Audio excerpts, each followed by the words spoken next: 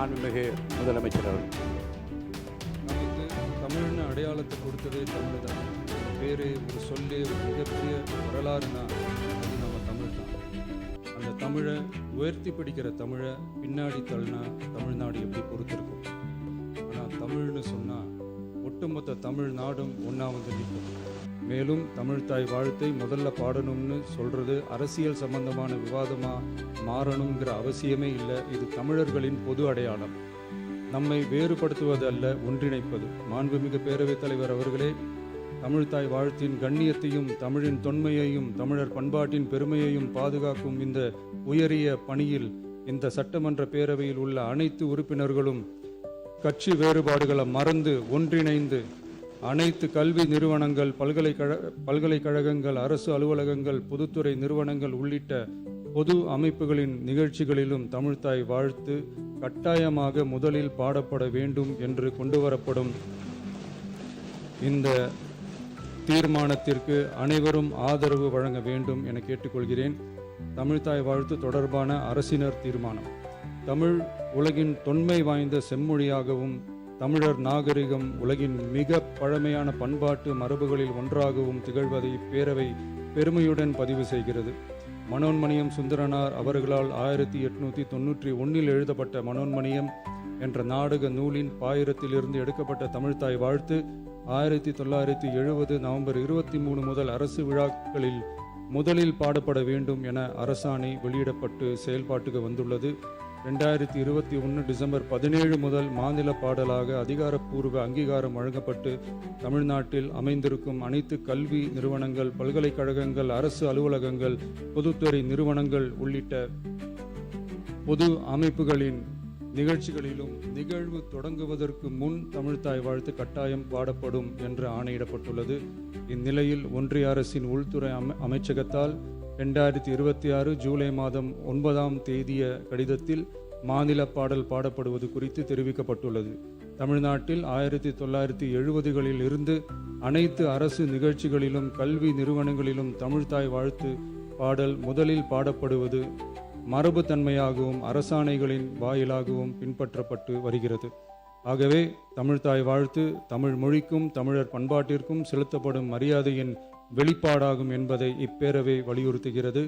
இந்திய அரசியலமைப்பு வழங்கியுள்ள மொழி மற்றும் பண்பாட்டு உரிமைகளின் அடிப்படையில் தமிழ்நாட்டின் பண்பாட்டு அடையாளத்தை நிலைநிறுத்தும் வகையில் தமிழ்நாட்டில் அமைந்திருக்கும் அனைத்து கல்வி நிறுவனங்கள், பல்கலைக்கழகங்கள், அரசு அலுவலகங்கள், பொதுத்துறை நிறுவனங்கள் உள்ளிட்ட பொது அமைப்புகளின் நிகழ்ச்சிகளிலும் நிகழ்வு தொடங்குவதற்கு முன் தமிழ்தாய் வாழ்த்து கட்டாயம் முதலில் பாடப்பட வேண்டும் என தமிழ்நாடு சட்டமன்ற பேரவை ஏகமனதாக தீர்மானிக்கிறது என்ற தீர்மானத்தை நான் முன்மொழிகிறேன். அனைத்து கட்சிகளை சார்ந்த உறுப்பினர்களும் இந்த தீர்மானத்தை ஒருமனதாக நிறைவேற்றி தர வேண்டுகிறேன். நன்றி, வணக்கம்.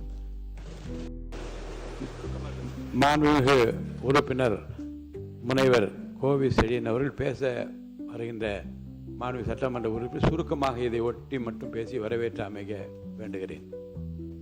பேரவைத் தலைவர் அவர்களே, முதலமைச்சர் அவர்களால் கொண்டு வரப்பட்டிருக்கிற தமிழ்தாய் வாழ்த்து பாடல் குறித்த தனி தீர்மானத்தை திராவிட முன்னேற்ற கழகத்தின் சார்பில் நான் வழிமொழிகிறேன், ஆதரிக்கிறேன்.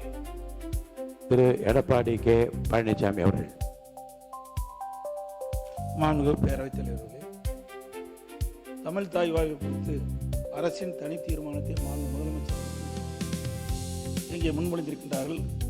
அது குறித்து அனைத்து இந்திய அண்ணா திராவிட முன்னேற்ற கழகத்தின் சார்பாக எனது கருத்தை தெரிவிக்கின்றேன். இந்த அடிப்படையில் தமிழ்நாட்டில் அமைந்திருக்கும் அனைத்து கல்வி நிறுவனங்கள், பல்கலைக்கழகங்கள், அரசு அலுவலகங்கள், பொதுத்துறை நிறுவனங்கள் உள்ளிட்ட பொது அமைப்பின் நிகழ்ச்சிகளிலும் நிகழ்வு தொடங்குவதற்கு முன் தமிழ்தாய் வாழ்த்து கட்டாயம் முதலில் பாடப்பட வேண்டும் என்ற இந்த அரசின் தனி தீர்மானத்தை அனைத்து இந்திய அண்ணா திராவிட முன்னேற்ற கழகத்தின் சார்பாக முழு மனதோடு ஆதரிக்கின்றேன். மாண்புமிகு உறுப்பினர்களுக்கு ஒரு வரலாற்று செய்தியும் நான் இங்கே குறிப்பிடுவது பொருத்தம் என்று கருதுகின்றேன். தமிழ்தாய் வாழ்த்து 1970ஆம் ஆண்டில் இருந்து பாடப்பட்ட அந்த வரலாற்று செய்தியோடு இந்த மாண்புமிகு பேரவையில் 1991ஆம் ஆண்டுதான் முன்னாள் முதலமைச்சர் புரட்சி தலைவி ஜெயலலிதா அம்மா அவர்கள் முதலமைச்சராக இருந்தபோது முதல் முறையாக பேரவையில் தமிழ்த்தாய் வாழ்த்து பாடிதான் தொடங்க வேண்டும் என்கின்ற அந்த நடைமுறை பின்பற்றப்பட்ட அந்த வரலாற்று செய்தி இங்கே குறிப்பிடுவது பொருத்தம் என்று கருதுகின்றேன். மாண்புமிகு உயர்கல்வித்துறை அமைச்சர் அவர்கள். மாண்புமிகு பேரவைத் தலைவர் அவர்களே, தமிழ்த்தாய் வாழ்த்தினை நமது மாநில அரசு விழாக்களில் முதலில் பாட வேண்டும் என சட்டமன்றத்தில் ஏகமனதாக முதல்வர் ஏற்படுத்திய தீர்மானத்தை நான் ஆதரிக்கிறேன், வரவேற்கிறேன். நன்றி. மாண்புமிகு சமூக நீதித்துறை அமைச்சர் அவர்கள். மாண்புமிகு பேரவைத் தலைவர் அவர்களே, இந்த வரலாற்று சிறப்புமிக்க தீர்மானத்தை முன்மொழிந்திருக்கின்ற மாண்புமிகு முதல்வர் அவர்களே, இந்த அவையில் பங்கேற்று இந்த தீர்மானத்தை வழிமொழிந்திருக்கின்ற திராவிட முன்னேற்றக் கழகத்தைச் சேர்ந்த தலைவர் பெருமக்களே, எதிர்க்கட்சி தலைவர் அவர்களே, மாண்புமிகு அமைச்சர் பெருமக்களே, சட்டமன்ற உறுப்பினர்களே, தமிழ்நாடு தமிழர் என்கின்ற அடையாளத்தை தொடர்ந்து தமிழ்நாட்டில் விதைத்து வந்திருக்கின்ற அந்த அரசியல்தான் இன்றைக்கு தமிழ்நாட்டில் நீடித்து வருகின்றது.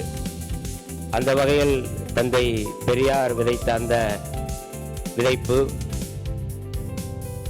மரியாதைக்குரிய பேரறிஞர் அண்ணா அவர்கள் முன்மொழிந்த தமிழ்நாடு என்கின்ற பெயர், பேரறிஞர் அண்ணாவுக்கு பிறகு தமிழ்நாட்டில் சமத்துவ பெரியார் முத்தமிழறிஞர் என்று சொல்லக்கூடிய வகையில் தமிழ்நாட்டில் தமிழருக்கென்று ஒரு அடையாளத்தை அரசியல்படுத்திய கலைஞர் அவர்கள்.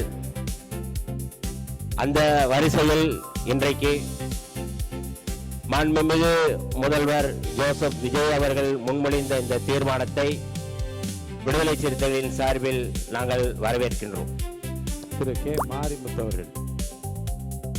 பேரவைத் தலைவர் அவர்களுக்கு பணிவான வணக்கத்தினை நான் தெரிவித்துக்